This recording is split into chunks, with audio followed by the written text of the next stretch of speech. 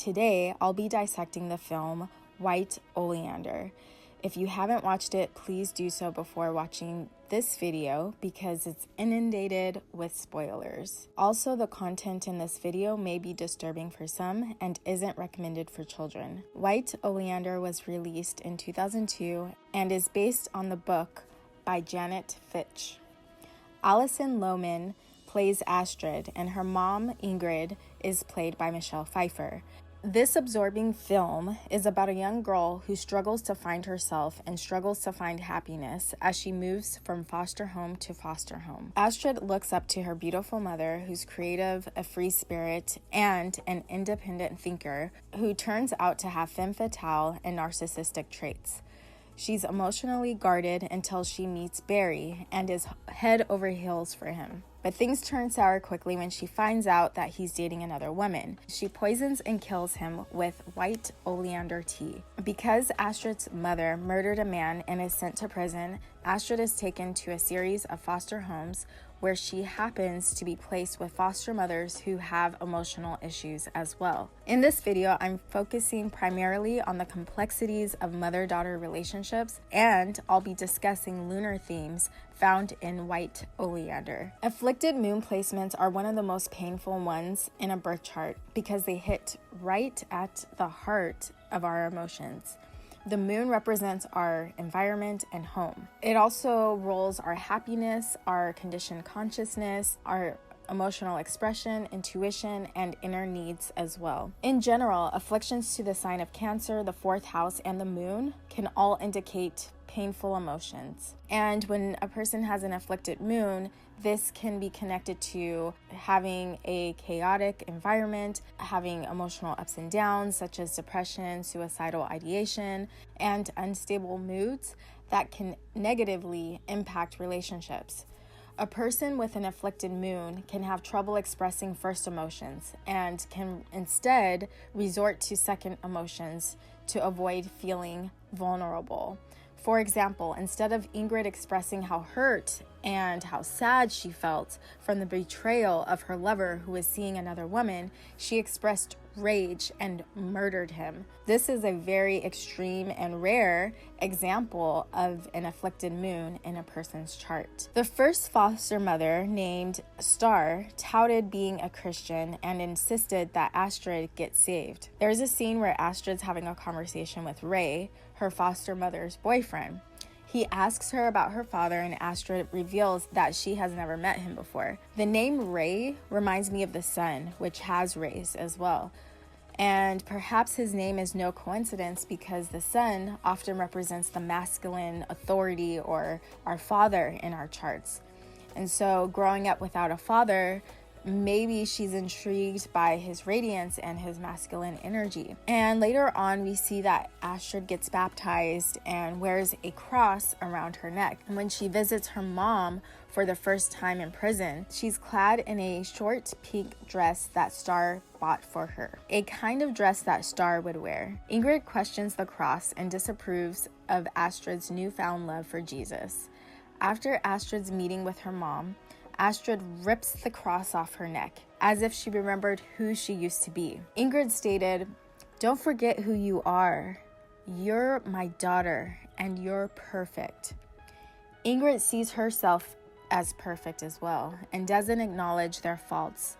She sees their good qualities, such as being beautiful and creating beauty in the world, but Astrid is quickly losing her purity by being in foster homes. She's beginning to experience the shadow side of the world. Like an afflicted moon in one's chart would indicate, Astrid most likely is confused about how to find internal fulfillment and struggles to find happiness because there's not much happiness found in her home life. There's a scene where Ray and Astrid are alone in the kitchen. There's a palpable sexual bond between them. The foster mom gets jealous of how close Astrid and Ray are and senses that something is going on between them, and she shoots Astrid in the left shoulder area. The left side of the body represents the feminine side, and the right, the masculine. She's emotionally wounded, and this bullet outwardly represents the wound to her feminine, emotional, intuitive, and receptive side. This is an esoteric reminder that she needs to heal her emotional wounds. Astrid's foster mother, she's jealous of the fact that Ray was attracted to her, and she wanted to sever that relationship. Now, Astrid has to go to a new home. Astrid, like the moon, can adapt to her environment, but she unhealthily mirrors each mother in her life as she tries to connect to her feelings. She goes through many phases with each new home, just like the moon goes through many phases. She doesn't seem to know who she is and changes her style as she changes new homes. Even though this seems like a cruel cosmic joke, she undergoes extreme changes so that she can discover who she is. Astrid now is at a facility for foster teens. A girl tries to beat her up because she supposedly looked at her boyfriend. Astrid goes to the bathroom, stares at her reflection, and cuts her hair. Maybe this is so that she won't trigger the envy of other girls. I wonder if she thinks that natural feminine beauty has its downsides and that these qualities are coveted and sometimes should be downplayed when it comes to other women and their men. Her letting go of her tresses as she's looking at her reflection like the moon reflects the sun shows that she's looking inwardly, and this inward shift reflects her outward change as she chops off her hair. Astrid meets a teenage boy named Paul at the facility who's also an artist. There's a scene with a Ferris wheel in the background, signaling yet another cycle is beginning and another ending. And Astrid's fate is changing once again. She's discovering what it means to be a woman. Astrid reads a letter from her mother. Our beauty is our power and strength. Beauty is also proving to be a part of Ingrid's and Astrid's downfall and is intertwined with their identity. What good is outward beauty if we haven't worked on ourselves internally? Beauty emanates from within. As Astrid emphatically shares her new love interest sketchbook with her mom, Ingrid downplays his talent by calling them cartoons. It's almost like she doesn't want her daughter to find happiness outside of what her mother deems as acceptable, or that which doesn't include her. And Astrid's off to her next home. Her new home is big, posh, and clean. Her foster mother's name is Clare, and is an actress but is out of work, and her husband is in the television industry. She really connects to her new mother as they watch movies, dine at fancy restaurants, and run on the beach together. The dynamic changes a bit when Mark, her husband, comes back home from working abroad. Astrid no longer has this sweet and attentive woman to herself. Astrid feels disappointed when he comes home early because she finally had what seemed like a mother who truly cared for her, but it was too good to be true. Was Astrid just a distracting companion while her husband was working? Claire thinks he's having an affair, and this crushes her. Claire and Astrid visit Ingrid in prison, and her mother witnesses the deep bond between them and gets jealous. Ingrid discovers that Claire is having trouble with her husband and secretly says something to the foster mom. Claire seems to have the world. She lives in a beautiful home near the ocean, but is still unfulfilled. One day, her husband comes home and they get into a huge argument. Later, the foster mom tells Astrid her husband left her for good, and Astrid tries to comfort her. They sleep in bed together, and Astrid wakes up to find her cold, stiff corpse. She overdosed on medication. Astrid experiences yet another loss, which represents losing a part of herself. But, like the moon, it grows and wanes. Although it's painful, we grow with the new. Astrid embodies the cold, empty corpse of Claire when she visits her mom again. Her eyes are void of emotion, and they're helpless and hopeless and lifeless.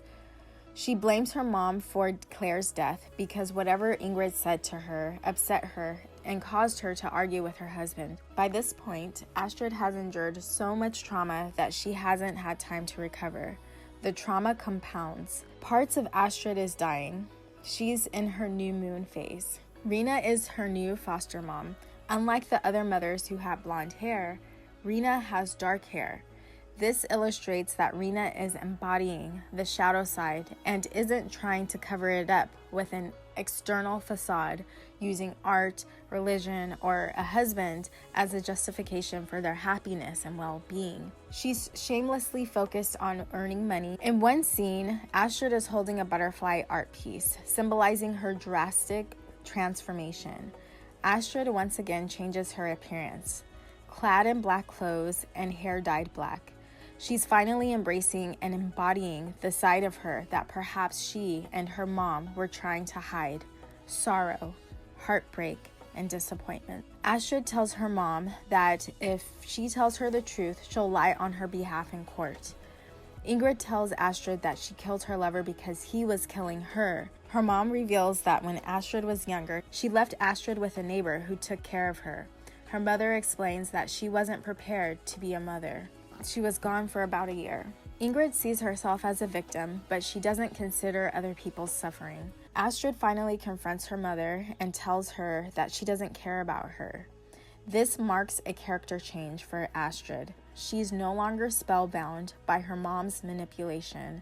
She's detaching from her as she learns the truth about her painful past and her narcissistic traits. Like the moon, Astrid is reflecting not the illusion of a radiant, creative solar image that Ingrid brought up Astrid to mirror for her validation, but is now forced to face the truth from both of their shadow sides. Ingrid has no choice but to acknowledge the secrets and ugliness behind the beautiful image she paints of herself. The perfectly crafted life she wants herself to believe is melting away.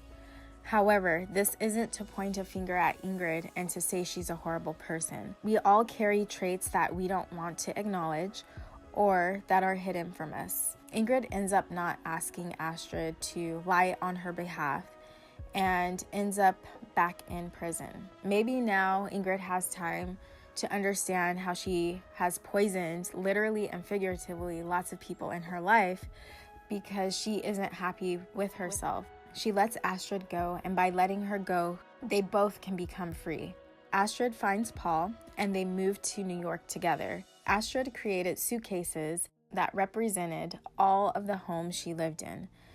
All of the foster mothers were reflections of feelings of loss, helplessness, neglect, rejection, confusion, emptiness, and codependence, which were feelings Astrid also had within.